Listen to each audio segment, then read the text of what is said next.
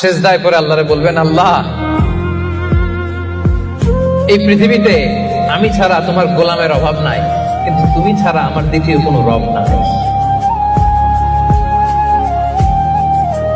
চোখের পানি ছেড়ে আল্লাহরে ডেকে বলেন, আল্লাহ